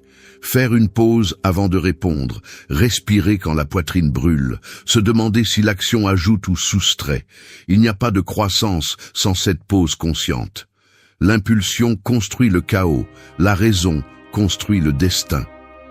Si tu veux une vie qui avance, qui ne répète pas les mêmes erreurs qu'auparavant, tu dois entraîner ton esprit pour que la décision ne jaillisse pas de l'urgence, mais de la clarté. Au final, chaque jour est une nouvelle occasion de choisir quelle pierre tu portes et laquelle tu laisses derrière. Cela, et seulement cela, détermine ta liberté. 5. Fais de ton esprit ton leader. Arrête de jouer le spectateur. Ton esprit commande ou ta vie s'effondre. C'est aussi simple que ça. L'excuse d'être trop sensible ou que c'est comme ça que tu réagis est le déguisement préféré de ceux qui abandonnent avant même de commencer. Ne te trompe pas. Chaque fois que tu te laisses emporter par ce que tu ressens sans y mettre un minimum de contrôle, tu abdiques du seul pouvoir réel que tu as. Il n'y a pas d'autocompassion qui justifie de vivre en pilote automatique, obéissant à des impulsions qui ne te laissent que des factures impayées. L'esprit est le leader que tu choisis ou le tyran que tu tolères. Si tu ne lui imposes pas de discipline, tu deviens l'otage de tes pires habitudes et de tes pires journées. Arrête de chercher des coupables à l'extérieur. Ce n'est pas la vie qui te sabote. C'est toi-même en permettant à chaque émotion de s'asseoir dans le fauteuil de commandement. La réalité est brutale. Personne ne prospère en laissant son monde intérieur se désorganiser. Les personnes qui avancent, qui ne se brisent pas au premier coup, sont celles qui ont compris que l'esprit exige un entraînement quotidien et que toute tolérance à l'auto-tromperie se paie cher. Le confort mental, se laisser aller vers ce qui est facile, est la recette parfaite pour une existence médiocre et répétitive. Si tu ne prends pas le contrôle, l'esprit se remplit de raisons inventées, de justifications bon marché, de petites concessions qui s'accumulent jusqu'à t'étouffer. Tu n'as pas besoin de discours motivants ni de belles phrases. Tu as besoin de rigueur. Fais de ton esprit ton leader, même si cela fait mal, même si cela dérange. Un esprit fort ne naît pas de la chance, mais de l'habitude de remettre en question chaque impulsion, de ne pas lâcher le volant quand l'émotion serre. Si tu continues à fonctionner en mode automatique, ton destin sera le même que d'habitude. Des relations brisées, des opportunités gâchées, une sensation constante de dérive. Les émotions veulent des raccourcis, mais une vie qui en vaut la peine se construit avec des décisions fermes, pas avec des décharges impulsives. Accepte une bonne fois pour toutes que l'authenticité ne consiste pas à obéir à chaque état intérieur, mais à diriger depuis la vérité, même quand il est plus facile de se taire ou de céder à la fatigue. Le leadership mental n'est pas théorique. Il se démontre lorsque tu refuses de répéter tes vieilles erreurs, lorsque tu choisis l'action qui ajoute même si cela coûte, lorsque tu fais face à tes justifications avec une honnêteté brutale. Qui ne gouverne pas son esprit ne gouverne rien. Cette phrase devrait faire mal, car c'est le miroir que personne ne veut regarder. Ne cherche pas de miracles externes. La paix, la force, la direction commencent le jour où tu cesses de négocier avec tes faiblesses et décides d'entraîner ton esprit comme ton principal atout. Chaque pensée non filtrée est une fissure dans ton caractère. Chaque impulsion non questionnée, une fracture dans ton destin. Fais de ton esprit ton leader, et tu verras comment la qualité de tes journées change. Si tu oses prendre les rênes, tu découvriras que la véritable liberté ne se ressent pas, elle se construit. 6. Remets en question tes pensées avant de parler. Personne ne te prévient assez. La plupart de tes pensées ne sont pas des vérités, ce sont des distorsions déguisées en certitudes. Tu crois que parce que tu as une idée en tête, elle mérite d'être lancée dans le monde. Mais la réalité est que l'esprit, si tu ne l'examines pas, devient une usine à suppositions, à jugements hâtifs et à arguments contaminés par de vieilles blessures. Avant d'ouvrir la bouche, tu devrais te demander si ce que tu penses est le résultat d'une analyse honnête ou simplement le reflet automatique de peur, de ressentiment et d'attentes non satisfaites. J'ai remarqué en moi-même cette tendance à accepter la première pensée comme si c'était un signal infaillible, alors qu'en réalité, bien souvent, c'est juste une défense, une réaction apprise, une façon de protéger l'orgueil ou d'éviter le malaise. L'impulsion de parler sans filtrer ce qui traverse l'esprit est l'un des moyens les plus rapides de perdre le contrôle sur la vie et sur les relations qui comptent le plus. Remettre en question les pensées avant de les exprimer est le véritable filtre entre une vie construite et une vie ruinée par des mots lancés dans la cécité. L'esprit joue des tours subtils. Il te fait croire que tes interprétations sont des faits, que ta version des choses est la seule possible et que tes réactions sont toujours justifiées par ce que tu ressens. Mais si tu t'arrêtes un instant avant de parler, si tu as le courage d'interroger en profondeur cette pensée qui insiste pour prendre le contrôle, tu commences à remarquer combien de fois ce que tu allais dire n'était simplement qu'un mélange d'insécurité et d'habitude. La clarté nécessite cet effort inconfortable de remettre en question l'autorité de la voix intérieure. Est-ce que ce que je suis sur le point de dire est vrai, ou est-ce juste ce que je veux croire pour ne pas affronter mes propres limites? Dans cet espace bref entre penser et parler se joue la différence entre le conflit et le respect, entre la destruction et la croissance. Toutes tes pensées ne méritent pas d'être prononcées. Cette phrase devrait être un rappel constant, car la discipline de filtrer avant de parler est ce qui sépare ceux qui avancent de ceux qui vivent enchaînés aux conséquences de leur impulsivité. J'ai vu comment un mot lâché sans réflexion peut créer une dette émotionnelle impossible à régler. Il m'est inconfortable de reconnaître combien de fois j'ai blessé, éloigné ou affaibli la confiance simplement parce que j'ai refusé d'examiner honnêtement mes propres pensées avant de les rendre publiques. L'entraînement mental inclut cette étape, mettre chaque idée à la lumière de la vérité, désamorcer le mécanisme de la réaction automatique et me demander si ce que je vais dire ajoute, construit ou n'est qu'un déversement déguisé en sincérité. Parler sans filtre, c'est laisser ta vie entre les mains du hasard. Si tu cherches vraiment une vie solide et des relations qui résistent, apprends à te méfier de tes premières pensées. La discipline consiste à faire une pause, à examiner l'origine de ce que tu penses et à décider en toute conscience si cela mérite d'être dit. Car un mot non remis en question peut te coûter des années de paix, et personne d'autre ne paiera ce prix à ta place. 7. Les émotions sont des signaux, pas des chefs. Tu sens comment ton cœur s'accélère à peine tu lis un message inattendu sur ton téléphone. Un simple texte change la température de ton corps. Tu commences à construire des histoires en quelques secondes. Et, avant même de t'en rendre compte, tu as déjà une réaction prête à être envoyée. Cette tension dans ta poitrine n'est pas un accident. Ton système émotionnel s'active et tout ton organisme te pousse à répondre rapidement, à clarifier, à te défendre ou à chercher une réponse qui apaisera cet inconfort immédiat. À ce moment-là, il semble impossible de différencier ce que tu ressens de ce que tu devrais faire. Mais si tu prends le temps d'analyser le mécanisme, tu verras que ce que tu appelles intuition ou vérité émotionnelle est en réalité un signal biologique, une alerte du corps qui te prévient simplement de quelque chose. Ce n'est pas un ordre, c'est un avis.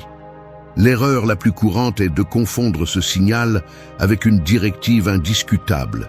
Et alors tu agis sans filtre, comme si l'émotion savait ce qui est le mieux pour toi. C'est ainsi que commencent les malentendus, les réponses hâtives, les discussions qui se compliquent simplement parce que personne n'a pris le temps de filtrer ce qu'il ressentait avant d'agir. Le processus est simple, mais létal, si tu ne l'identifies pas. L'émotion arrive d'abord parce qu'elle est faite pour te protéger rapidement, pour te donner des informations sur une menace potentielle, une perte ou un désir urgent. Sa fonction n'est pas de décider à ta place, mais de t'avertir qu'il y a quelque chose qui mérite de l'attention. Le problème est que, s'il n'y a pas un esprit entraîné derrière, l'émotion devient chef, et la raison est reléguée au fond, n'apparaissant que lorsqu'il est déjà trop tard. C'est la racine de nombreuses décisions impulsives qui se transforment ensuite en poids accumulés, des mots lancés sans réfléchir, des promesses brisées, des portes fermées par fierté, des opportunités gâchées par peur. L'esprit non entraîné accepte n'importe quelle émotion comme un mandat et en paie le prix sous forme de conséquences qui durent bien plus longtemps que l'impulsion. Si tu analyses honnêtement les moments où tu as perdu ton calme ou cédé à l'anxiété, tu verras que l'émotion t'a donné une information, mais la réaction était la conséquence de ne pas l'avoir filtrée par la raison. Il est essentiel de comprendre cela. Les émotions montrent où se trouve la tension, le désir ou la blessure. Mais seul l'esprit discipliné décide de la prochaine étape. Il ne s'agit pas de nier ce que tu ressens, mais d'apprendre à l'interpréter. La clarté arrive lorsque tu peux regarder ton état intérieur et te demander « Est-ce juste une réaction automatique ou est-ce une donnée utile pour mieux décider ?» C'est là que se définit le leadership mental. Laisser l'émotion diriger, c'est renoncer à ton jugement. L'utiliser comme signal, pas comme chef, est le véritable acte de liberté. Chaque fois que tu choisis de répondre depuis la clarté et non depuis l'urgence émotionnelle, tu renforces ton caractère. C'est aussi simple que cela. Les émotions sont le système d'alarme, mais c'est toi qui décides s'il faut évacuer le bâtiment ou simplement ouvrir une fenêtre. Ressens, mais n'obéis pas aveuglément. C'est la différence entre une vie à la dérive et une vie dirigée. Ton esprit doit être le leader, les émotions seulement le radar. 8. Protège ta paix intérieure avec fermeté. Je n'ai pas facile à l'admettre, mais ma paix intérieure a été, trop souvent, la première ressource que je sacrifie dans la journée.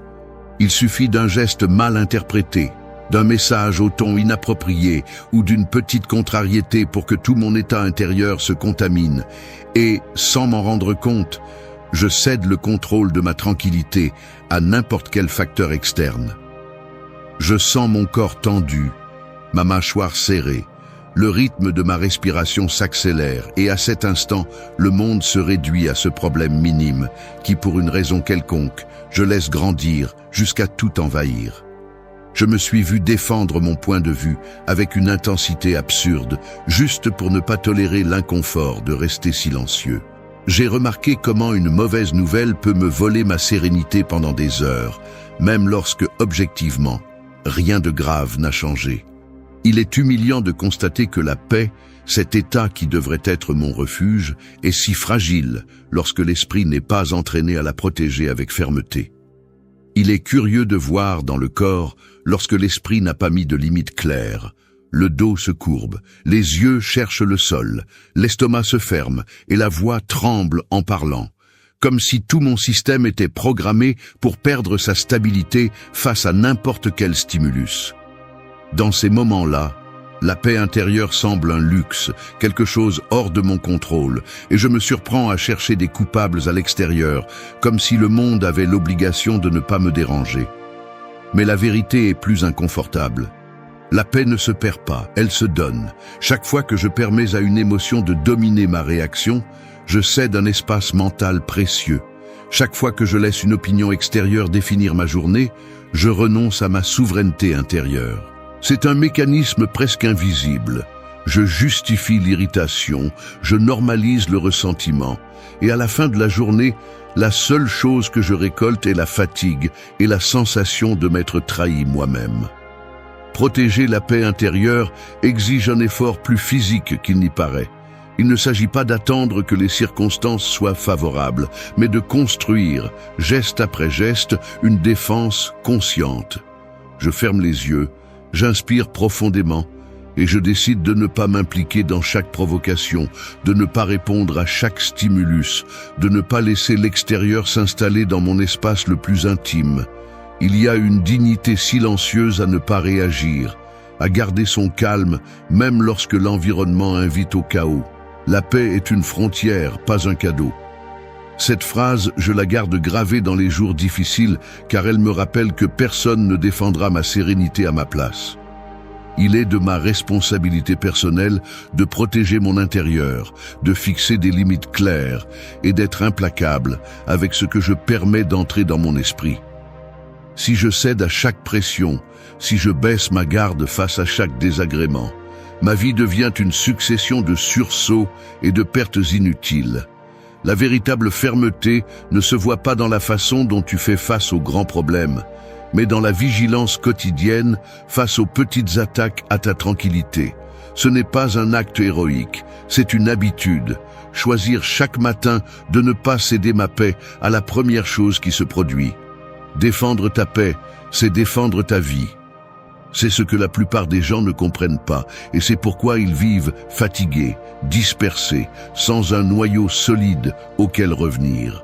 Ce n'est que lorsque je fais de la paix ma priorité et que je la protège avec discipline, que je trouve la force et la clarté nécessaires pour ne pas me perdre dans les fluctuations de la journée. Il ne s'agit pas de s'isoler ni de réprimer ce qui surgit, mais de gouverner avec fermeté l'accès à mon intérieur. Et ce contrôle, bien qu'il soit inconfortable et exige des renoncements, est le seul chemin vers une vie qui ne se brise pas face à n'importe quel vent extérieur. 9. Ne réagissez pas, répondez avec contrôle. Réagir, c'est comme jeter un verre d'eau par terre et attendre que le liquide décide de la forme qu'il prendra. Un pur débordement, un pur désordre, juste un chaos immédiat. Chaque fois que vous agissez sans filtre, sans freiner l'impulsion, vous remettez votre destin au débordement de vos émotions, comme si le désastre qui suit ne vous importait pas. Vous vous vendez le mensonge d'avoir du caractère parce que vous êtes intense, mais en réalité, vous n'êtes qu'une personne incapable de poser une limite interne. La réaction automatique est le refuge confortable du faible. Vous sautez, vous criez, vous cédez, simplement parce que votre système ne tolère pas l'inconfort de faire une pause et de réfléchir. Il n'y a aucun mérite à être otage de chaque décharge émotionnelle. La réaction incontrôlée est le signe le plus clair que vous avez renoncé à la maîtrise de votre propre mécanisme mental. La plupart cherchent des excuses pour rester les mêmes. Je ne peux pas m'en empêcher. C'est comme ça que je suis. Ça me vient naturellement. Faux. Ce n'est pas de l'authenticité. C'est de la paresse déguisée en sincérité. Celui qui répond avec contrôle n'est ni plus froid ni plus distant. C'est simplement quelqu'un qui ne tolère pas de vivre aux dépens de ses propres faiblesses. Contrôler la réponse n'est pas de la répression, c'est sélectionner avec une précision chirurgicale ce qui mérite de sortir de vous et ce qui est mieux de laisser mourir dans le silence. Si vous n'êtes pas capable de mettre ce filtre, votre vie sera une somme de conséquences que vous ne vous souvenez même pas avoir choisies. Chaque réaction incontrôlée est une fracture invisible dans votre caractère, une occasion manquée de construire respect, clarté et but. Ne confondez pas vitesse avec intelligence ni intensité avec vérité. Celui qui réagit est toujours en retard par rapport aux faits, ramassant les morceaux de ce qu'il a brisé dans la précipitation. Cessez d'attendre que la vie vous récompense pour votre sincérité brute. Ce que vous recevez, c'est le poids de décisions que vous auriez pu diriger avec un minimum de rigueur mentale. La véritable discipline se trouve dans la seconde inconfortable, juste avant de déclencher la réponse automatique. Là, dans cet espace bref, se définit si vous êtes maître ou animal de compagnie de votre état interne. Vous n'êtes pas un animal programmé pour sauter à chaque stimulus. Vous êtes responsable de ce que vous choisissez de construire dans chaque réponse. Vous n'êtes pas ce que vous ressentez, vous êtes ce que vous décidez de faire avec cela. Cette phrase devrait faire mal, parce que si vous continuez à réagir sans contrôle, je vous garantis que chaque jour, vous accumulerez une dette que vous ne pourrez payer qu'avec plus de fatigue, plus de culpabilité et moins de dignité. Le véritable pouvoir réside dans le fait de répondre avec contrôle, de transformer l'énergie de l'impulsion en clarté appliquée. Ce qui est difficile, ce n'est pas de ressentir, c'est de ne pas obéir aveuglément. Chaque fois que vous vous arrêtez et choisissez la réponse et non la réaction, vous renforcez votre caractère et montrez que vous n'êtes pas esclave de ce qui se passe en vous. Celui qui maîtrise sa réponse maîtrise sa vie. C'est ce qui sépare ceux qui avancent de ceux qui ne font que répéter la même histoire que toujours. 10. Construis une force mentale, pas une fragilité. La force mentale se forge. La fragilité ne s'hérite que si tu décides de ne rien faire. Le reconnaître me dérange. L'esprit, si je ne l'entraîne pas, devient un terrain fertile pour le doute, le ressentiment et la plainte. La fragilité n'est pas un défaut visible, c'est un mécanisme interne silencieux qui s'active chaque fois que je choisis le confort plutôt que l'effort. Je me suis surpris à chercher des excuses pour justifier mes faiblesses, rationalisant chaque réaction impulsive, comme si je ne pouvais rien faire d'autre. Mais la vérité est inconfortable. Chaque fois que je cède à la facilité, j'accumule une dette interne qui ne se paie pas avec de l'autocompassion, mais avec le prix des opportunités perdues et des relations endommagées. La force mentale n'apparaît pas soudainement. Elle se construit avec la patience de celui qui est prêt à se déranger chaque jour. Il ne s'agit pas de se durcir au point de ne rien sentir, mais de ne pas permettre à chaque émotion transitoire de dicter la qualité de mes journées. Les croyances que je tolère en moi sont le moule de mon caractère. Si j'accepte que l'esprit ne peut pas être discipliné, je me condamne à vivre en pilote automatique, répétant des schémas que je connais par cœur et qui ne font que m'enfoncer davantage dans le même cycle.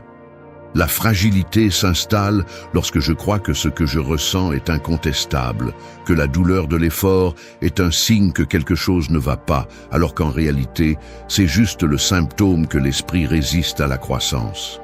Je m'observe en train de procrastiner des décisions, cherchant un soulagement immédiat dans des distractions, justifiant un manque de rigueur avec des arguments qui semblent convaincants seulement parce qu'ils me font économiser le travail de me défier.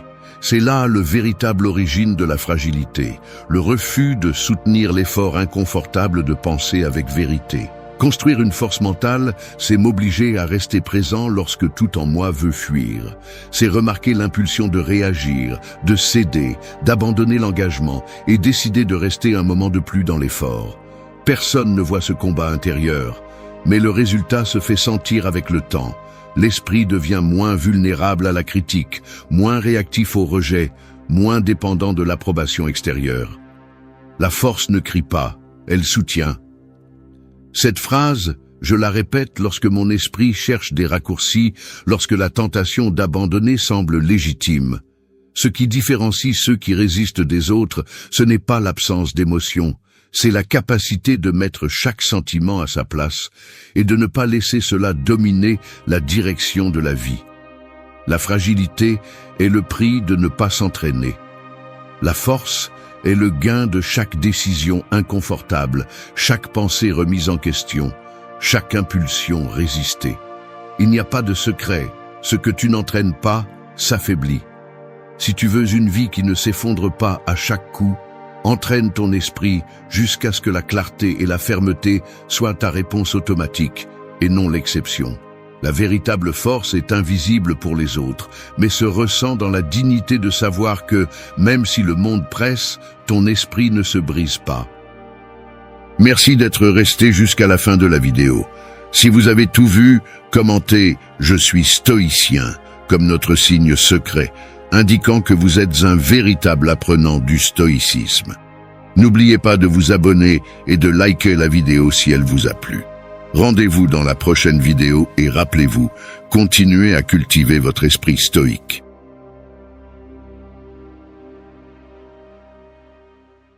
Personne ne va arrêter l'horloge pour toi. Pendant que tu décides si tu commences ou si tu procrastines, la vie continue de décompter les minutes et elle ne se soucie pas le moins du monde de savoir si tu es prêt ou non. La vérité est inconfortable. La plupart des gens se laissent entraîner par l'inertie du quotidien, attendant que quelque chose change, attendant de se sentir motivé ou de trouver le moment parfait. Mais ce moment n'arrive jamais tout seul. Chaque matin est une sorte d'examen silencieux. Ce que tu fais ou ne fais pas fait la différence entre avancer ou rester bloqué. Il n'y a pas de récompense pour ceux qui passent leur vie à justifier pourquoi ils ne commencent pas.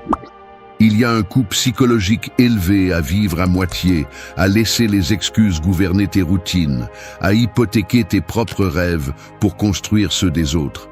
Personne ne va investir en toi si tu ne le fais pas d'abord. Le soin de soi n'est pas un luxe, c'est la base pour résister à l'épuisement mental et physique de la vie réelle. Si tu ne vis qu'en regardant dans le rétroviseur, tu perds le présent et tu répètes les mêmes erreurs. La discipline n'est pas négociable. La constance quotidienne pèse plus que n'importe quel talent ou coup de chance.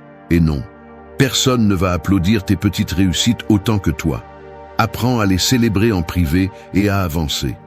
Au final, seul toi peux décider si tu deviens le protagoniste ou le spectateur de ta propre vie. L'urgence n'est pas de l'anxiété, c'est une clarté brutale. Il n'y a pas de temps à perdre. 1. Choisis d'avancer dès le premier instant. La vie n'a pas de bouton pause, ni d'option de retour en arrière. Chaque jour que tu choisis de remettre à plus tard, chaque matin où tu cèdes à la paresse ou te caches derrière des excuses, c'est du temps que tu ne récupéreras jamais. C'est aussi simple que cela, peu importe ce que tu te dis. La réalité est que le monde continue de tourner, les gens avancent, et tu peux rester exactement où tu es, ou prendre la décision d'avancer, même si tu n'as presque pas la force de le faire. La différence entre ceux qui réussissent et ceux qui restent coincés dans la médiocrité n'est pas le talent, ni la chance, ni des circonstances externes. C'est la capacité de se lever et de bouger quand la tête est encore pleine de doutes et que le corps veut rester immobile. Les excuses sont le prix que tu paies pour ne pas agir. Chaque fois que tu choisis de regarder ton téléphone avant de regarder tes priorités, Chaque fois que tu te promets « demain je commence », tu t'entraînes à échouer. Ce n'est pas une exagération, c'est un mécanisme mental que tu renforces chaque fois que tu tournes le dos à l'action. Et pendant que tu te convaincs que tu as besoin de motivation, que aujourd'hui est une journée compliquée, que tu mérites de te reposer un peu plus, tes opportunités s'accumulent comme une dette silencieuse qui te coûtera cher tôt ou tard. Personne ne vient te sauver, personne ne fera pour toi ce que tu ne fais pas pour toi-même. Il est facile de raconter des histoires sur tout ce qui te retient, facile de justifier l'inertie avec des explications sophistiquées. Mais la vérité est simple. Tu n'avances que si tu choisis d'avancer. Et ce premier mouvement, cet instant où tu décides d'agir même si tu n'en as pas envie, même si tu n'as pas de clarté, est la seule chose qui te sépare d'une autre journée gâchée. Le monde ne va pas s'arrêter parce que tu n'es pas prêt. La discipline ne se donne pas. Elle se construit avec des décisions inconfortables, une après l'autre, depuis la minute où tu ouvres les yeux. Tu n'as pas besoin d'attendre de te sentir inspiré. Tu n'as pas besoin que les conditions soient parfaites. Tu n'as pas besoin de savoir exactement comment tu vas y parvenir, car personne ne le sait au début. Ce dont tu as besoin, c'est de l'honnêteté brutale, d'accepter que si tu n'avances pas maintenant, si tu ne te pousses pas dès le premier instant, tu renforces le même schéma que d'habitude. Procrastiner, te lamenter, répéter le cycle. Le premier pas est le plus coûteux, mais aussi le plus décisif. Ne négocie pas avec ta propre faiblesse. L'action détruit le doute. Décide d'avancer et le reste commence à s'organiser. Il n'y a pas de raccourci. La discipline commence avec la première décision de la journée. 2. Protège ton énergie chaque matin. Tu te réveilles et presque sans y penser, la première chose que tu fais est de prendre ton téléphone. Notifications, messages, une rafale d'informations que tu n'as pas encore demandées. Avant même que tu puisses décider comment tu veux commencer ta journée, des attentes extérieures s'immiscent déjà dans ton esprit, distrayant ton attention et drainant ton énergie avant même que tu ne l'aies utilisée pour toi. C'est automatique, presque réflexe. L'habitude de te livrer à l'extérieur avant de te demander comment tu te sens vraiment, dans quel état tu arrives à cette journée, ou ce que tu as besoin de protéger pour ne pas te perdre parmi des demandes et des stimuli que tu n'as pas choisis. C'est un mécanisme si ancré que tu le remets rarement en question. Mais il est là. Chaque matin, la première attaque sur ton énergie se produit bien avant que tu ne sortes du lit. La plupart des gens ne réalisent pas l'importance de ce moment. Ils croient que l'énergie est inépuisable ou qu'ils peuvent la récupérer plus tard, comme si la volonté et la clarté mentale étaient une ressource qui se renouvelle simplement parce que oui. Mais ça ne fonctionne pas comme ça. Le matin est le terrain le plus fertile et aussi le plus vulnérable. Si tu permets que la première chose qui entre dans ta tête soit des problèmes extérieurs, des comparaisons vides, des exigences immédiates, tu commences la journée en payant un prix invisible, tu fragmentes ton attention, tu contamines tes émotions, tu ouvres la porte à des pensées qui ne t'appartiennent pas. Ainsi, l'anxiété et la fatigue ne viennent pas de la charge réelle, mais de l'usure constante de permettre aux autres de choisir pour toi à quoi tu penses et comment tu te sens. Protéger ton énergie chaque matin n'est pas un luxe, c'est une nécessité. Il y a une différence abyssale entre te réveiller pour réagir et te réveiller pour décider. La première option te transforme en esclave de l'extérieur. La seconde, en architecte de ta propre journée. Il ne s'agit pas de rituels complexes ni de philosophie vide, mais d'un acte d'honnêteté envers toi-même. Si tu veux avancer, tu dois filtrer ce qui et qui mérite ton attention dans ce premier tronçon de la journée. La discipline ne commence pas par de grands gestes, mais par le courage de poser des limites claires à ce que tu laisses entrer dans ton esprit quand tu es le plus vulnérable. Tout le monde n'a pas le droit d'accès à ton état mental. Tu es le gardien de ta propre énergie. La volonté s'épuise rapidement si tu la donnes avant de l'utiliser pour ce qui est important. L'énergie est précieuse. Investis-la dans ce qui te construit, pas dans ce qui te consomme. Si chaque matin tu choisis de te concentrer sur l'urgence des autres, sur les nouvelles qui ne génèrent que du bruit intérieur, sur les comparaisons qui te font perdre confiance, tu te retrouves bientôt sans ressources pour ce qui compte vraiment. Faire taire le monde pendant quelques minutes et t'écouter toi-même est un acte de rébellion contre l'inertie. Choisis d'être une priorité. Personne ne va protéger ton énergie à ta place. 3.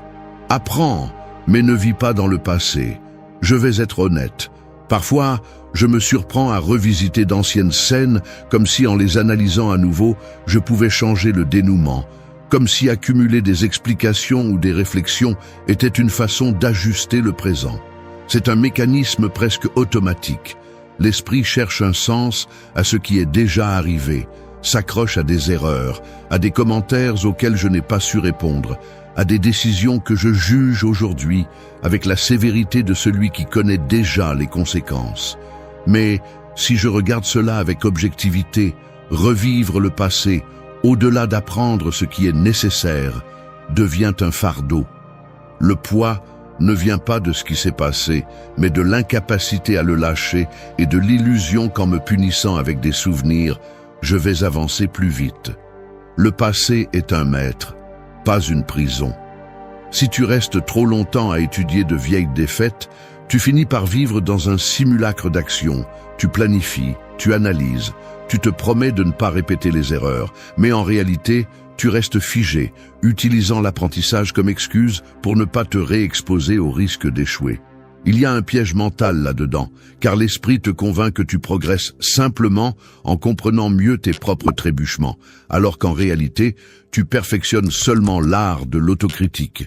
Le véritable apprentissage exige une seule chose, extraire la leçon et l'appliquer, pas construire une identité autour de ce qui a mal tourné, transformer chaque erreur en partie de ton histoire, mais pas en ta définition. Si tu permets au passé de dicter tes mouvements, ce qui en théorie est mémoire se transforme en chaîne. Il est facile de dire que l'on apprend de ses erreurs, mais il est difficile de détecter quand cette révision constante cesse d'être utile et commence à être une forme sophistiquée d'auto-sabotage. Le temps passé à se lamenter est un temps volé au présent. Tu ne peux pas récupérer ce qui a déjà été, mais tu peux perdre ce que tu as maintenant si tu t'accroches trop à ce qui n'a pas fonctionné auparavant. C'est aussi simple que cela, aussi brutal. Le véritable défi est de développer un filtre interne, identifier les informations qui ajoutent réellement de la valeur et écarter la tendance à suranalyser. La compassion mal comprise est l'ennemi du progrès. Il ne s'agit pas de nier tes échecs ni de les embellir, mais de comprendre que l'apprentissage n'a de valeur que si tu le transformes en action immédiate. Le passé informe, mais la décision se prend toujours dans le présent. Tu n'es pas tes erreurs, tu es ce que tu en fais. C'est la phrase que tu devrais te rappeler chaque matin, car si tu ne coupes pas le cycle de revenir toujours au même point, tu entraîneras ton esprit à survivre dans le regret au lieu d'avancer avec responsabilité. La discipline d'apprendre du passé, mais de ne pas y vivre, nécessite une vigilance constante. Ce n'est pas un acte unique, c'est une décision quotidienne. Chaque fois que la tentation de te punir pour ce que tu n'as pas bien fait apparaît, rappelle-toi que ce temps investi dans l'auto-reproche est une ressource que tu ne récupéreras jamais.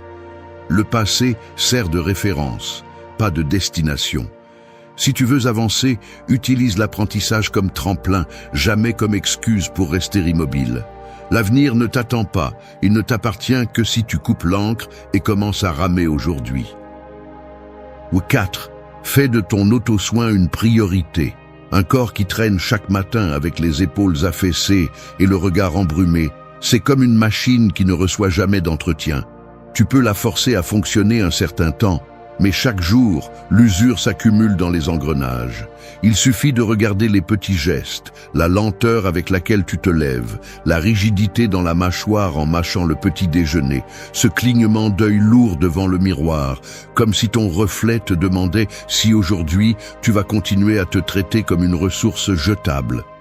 La plupart apprennent à ignorer ces signaux parce que le système récompense la productivité à tout prix. même lorsque ce que tu sacrifies est ton propre équilibre. Mais le coût est réel, et tôt ou tard, la facture arrive. Irritabilité, fatigue qui ne disparaît pas même avec des heures de sommeil, pensées qui se bousculent dans ta tête comme des voitures dans un embouteillage mental. Tu t'entraînes tous les jours, mais pas pour la force, plutôt pour la résistance toxique de continuer à avancer tout en s'effondrant de l'intérieur. L'auto-soin n'est pas une récompense pour les bons jours, ni un luxe pour quand il y aura du temps. C'est la condition minimale pour que tout autre effort ait un sens. Si ton énergie est l'investissement le plus précieux, pourquoi la dépenses-tu d'abord pour tout ce qui est extérieur et laisses-tu les restes pour toi? Il y a une différence énorme entre survivre et être vraiment présent dans ta vie. Celui qui se néglige finit par vivre en mode automatique. Il répond à des messages en mangeant, répète des routines d'exercice sans sentir son corps, se pousse avec du café au lieu de s'occuper de la fatigue réelle. L'auto-soin est un acte de respect de soi, un rappel que tu n'es pas une pièce interchangeable ni une machine à satisfaire les attentes des autres. Ce n'est pas de l'égoïsme, c'est une fondation. Celui qui ne se priorise pas devient une version brisée de lui-même, qui ne peut offrir que des miettes aux autres. Regarde ta journée avec honnêteté. Te traites-tu comme tu traiterais quelqu'un que tu aimes, ou es-tu le premier à te mettre sur la liste des sacrifices? Il y a de petits pactes que tu fais avec toi-même chaque jour. Sauter le petit déjeuner, ignorer le mal de tête, accepter l'insomnie comme partie du prix à payer. Mais ces négligences s'accumulent et finissent par miner non seulement ton rendement, mais aussi ta capacité à profiter de n'importe quel accomplissement. Tu ne peux pas exiger de ton corps et de ton esprit qu'ils fonctionnent dans des conditions optimales si tu les utilises comme s'ils étaient incassables. La discipline n'est pas seulement travailler dur, c'est aussi savoir quand s'arrêter, quand écouter ce que demande ta santé et ton équilibre.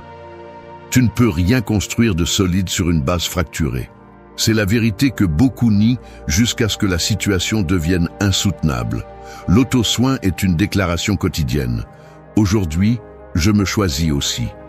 Il ne s'agit pas de spa, ni de retraite coûteuse, mais de pratiques concrètes et soutenues, de bien manger, de dormir suffisamment, de te donner la permission de te déconnecter du bruit, de dire non quand ton énergie est à son limite. Ce n'est pas un acte héroïque, c'est un devoir. Le véritable progrès commence par prendre soin de l'instrument avec lequel tu vas parcourir le chemin, toi-même. Sans auto-soin, tout le reste est insoutenable. Si tu te négliges, tu te perds. 5. Travaille sur tes rêves, pas sur ceux des autres. Si tu ne travailles pas sur tes rêves, tu deviens un outil pour ceux des autres. C'est aussi simple que brutal. Le monde est rempli de gens qui attendent que tu dépenses ton énergie, ton temps et ton talent pour des objectifs qui ne sont pas les tiens. Et si tu baisses la garde, ils t'absorbent sans que tu ne t'en rendes compte. Chaque jour que tu consacres à remplir des attentes extérieures, à accomplir des tâches qui ne nourrissent que l'ambition d'autrui, est un jour que tu perds dans ta propre construction. Ne te trompe pas, personne ne va apparaître pour te rendre les heures gaspillées, et personne ne se souciera ensuite du projet de vie que tu n'as jamais osé commencer. Si tu remets à plus tard ce qui t'appartient par peur, par confort ou par ce poison doux de l'approbation, tu t'entraînes à être spectateur de ta propre vie. Le prix de ne pas poursuivre tes rêves est de devenir un pion de l'agenda d'un autre, toujours en réaction, toujours à contre-courant de ce qui te tient vraiment à cœur. Arrête de déguiser en responsabilité ce qui, au fond, est de la peur de décevoir. Tu n'es pas plus mature en te sacrifiant éternellement pour les rêves des autres pendant que les tiens pourrissent dans un coin. Il y a ceux qui te font croire que tu dois d'abord résoudre la vie de tout le monde avant de mériter même une tentative sur ce qui t'appartient. Mensonge. Cette narration ne sert qu'à te maintenir docile, fonctionnel et prévisible, loin de tout risque réel, loin de toute grandeur. Le monde ne te doit rien et tu n'as pas à hypothéquer ta vie pour recevoir de la validation. C'est la ligne qui sépare ceux qui construisent leur destin de ceux qui ne remplissent que des vides d'autrui. Chaque fois que tu remets ton propre projet à plus tard, Tu renforces l'idée que ton but peut attendre, que tu peux te contenter des miettes de temps et d'énergie qui restent après avoir servi tout le monde. Mais la réalité ne négocie pas. Tes rêves ne vont pas survivre à base de reste. Soit tu les nourris en premier, soit tu les enterres sans t'en rendre compte. N'attends pas la permission de qui que ce soit. Tu n'en as pas besoin. Si tu continues à attendre le moment idéal, tu ne feras que perfectionner ton rôle dans la machinerie des autres. Il y a une vérité inconfortable. Tu choisis chaque jour si tu avances dans ce qui t'appartient ou si tu te dilues dans ce qui est étranger. Personne d'autre ne le fera pour toi. Arrête de te cacher derrière des agendas saturés et des tâches urgentes qui ne font que maquiller ton incapacité à prioriser ce qui est vraiment important. Si tu ne mets pas ton rêve au centre, le monde va le pousser vers les marges. Travaille sur ce qui t'appartient, même si personne ne t'applaudit, même si cela semble inutile, même si la fatigue te convainc qu'il est plus facile de te conformer à ce que tu fais d'habitude. La vie est trop courte pour être seulement la ressource des autres. Il n'y a qu'une seule façon de ne pas te trahir. Avancer chaque jour, même d'un pas, vers ce que tu désires vraiment. La discipline de te choisir, même quand personne ne le fait pour toi, est la seule garantie que ton rêve ne se transforme pas en débris. Choisis d'être le protagoniste, pas le remplaçant. Ta vie est le seul projet qui compte vraiment. 6. Filtre les voix que tu laisses entrer. La vérité est celle-ci. La plupart des voix que tu entends au quotidien ne cherchent pas ton bien, ne comprennent pas ton chemin et ne portent pas le poids de tes décisions. Elles parlent par habitude, par peur, par jalousie, par coutume ou par simple ignorance de ce qui anime réellement ta vie intérieure. Filtrer ces voix n'est pas de l'orgueil, c'est une survie mentale. Car chaque phrase que tu laisses entrer sans filtre est une graine qui peut germer en doute, en insécurité ou en une résignation silencieuse que tu confonds ensuite avec du réalisme. Le problème n'est pas seulement ce que les autres disent, mais ce que tu permets de rester à l'intérieur et qui finit par façonner la manière dont tu interprètes tes propres limites.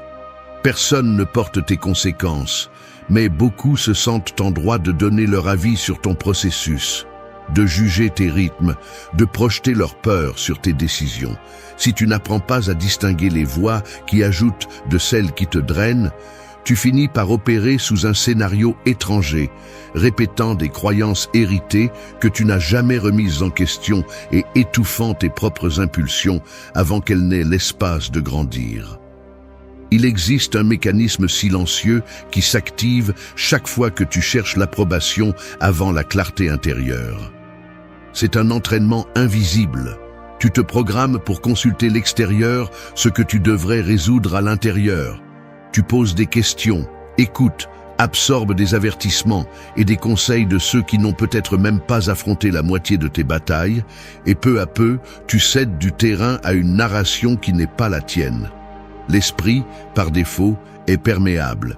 Si tu n'établis pas de limites, n'importe quelle voix peut devenir un ordre caché. Tu ne peux pas. Ce n'est pas le moment. Mieux vaut attendre. Le danger est qu'en le répétant suffisamment, tu ne parviens plus à distinguer ta véritable voix parmi l'écho des autres. Tu perds confiance en ton propre jugement et, sans t'en rendre compte, tu donnes plus de poids aux doutes importés qu'à tes propres convictions. La liberté intérieure ne se construit pas en acceptant tout ce qui arrive. Elle se forge en décidant de ce qui mérite de rester et de ce qui doit partir. Avoir son propre jugement est une forme de courage. Il ne s'agit pas de mépriser tout le monde, ni d'ignorer l'apprentissage extérieur, mais bien de mettre en place un filtre rigoureux. Tu ne devrais laisser entrer que les conseils et les critiques de ceux qui ont réellement parcouru le type de chemin que tu aspires à emprunter, et même ainsi, en te rappelant que leurs circonstances ne seront jamais identiques aux tiennes. Tous ceux qui t'entourent ne veulent pas te voir avancer. Beaucoup veulent juste te voir rester le même. Le plus grand acte de respect envers toi-même est de défendre l'espace mental où se forge ta vision. Tu n'es pas une décharge d'opinion d'autrui. Cette phrase, tu devrais la répéter chaque fois que tu remarques qu'une critique ou une peur extérieure commence à peser plus que ton objectif. La discipline de filtrer les voix n'est pas une mode, C'est une nécessité pour ne pas te perdre dans le labyrinthe des attentes qui ne t'ont jamais appartenu. Si le monde te parle depuis la résignation, réponds avec détermination. Choisis bien à qui tu donnes la clé de ton esprit.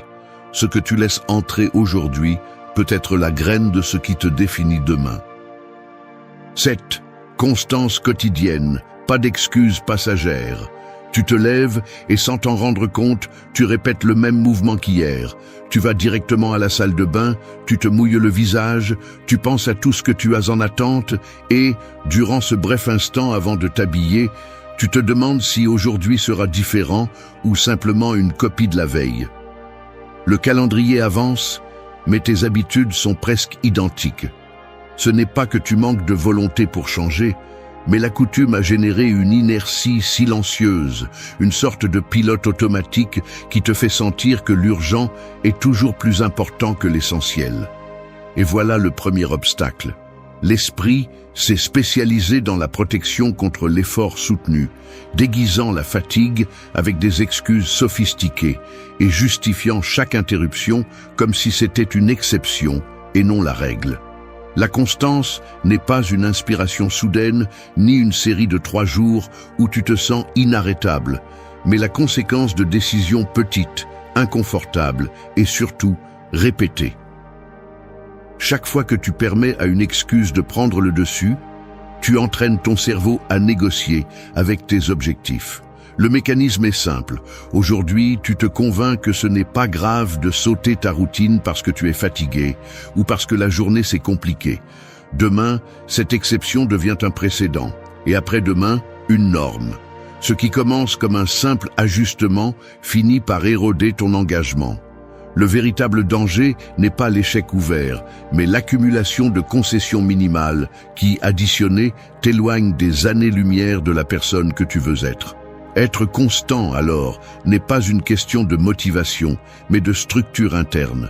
Nous parlons de construire un système de minimum non négociable, des actions que tu exécutes quoi qu'il arrive, peu importe l'état d'esprit, la météo ou la validation externe. C'est la discipline qui te sauve lorsque l'émotion s'épuise.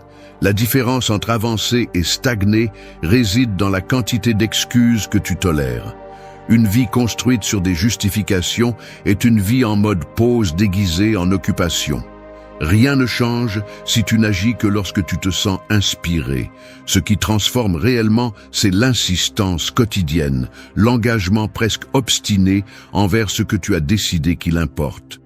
Le succès n'est pas un coup de chance, c'est la somme de jours où tu as fait ce qu'il fallait, même si tu n'en avais pas envie. Ce que tu répètes te définit. C'est la réalité, aussi brutale que libératrice. Ne cherche pas de miracle dans des moments d'euphorie.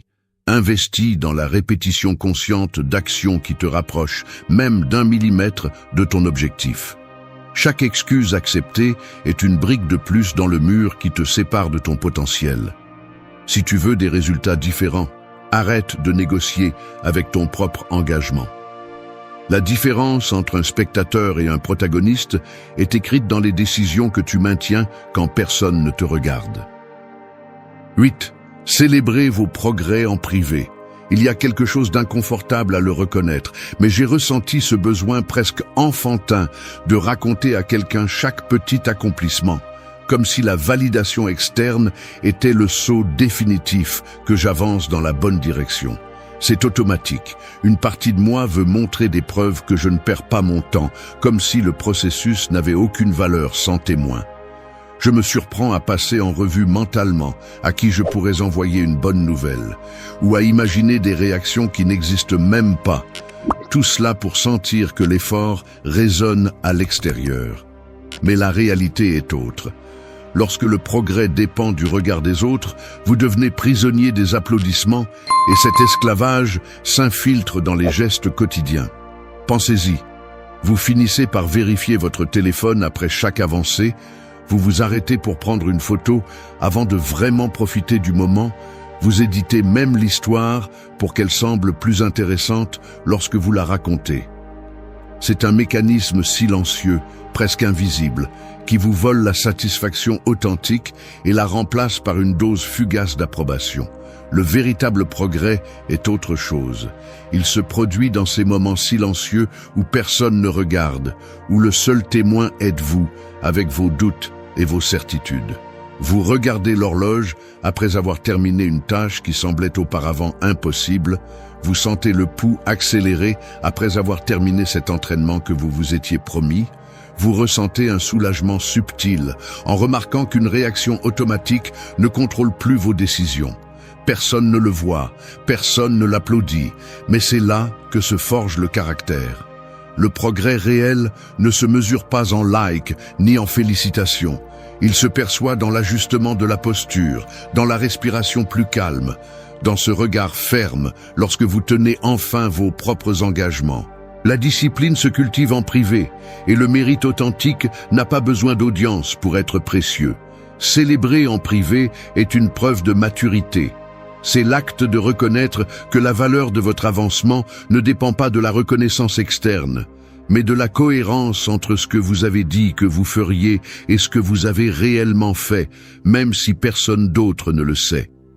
Il y a une dignité profonde à fermer les yeux un instant et à vous permettre de ressentir de la fierté sans le partager, sans chercher des témoins.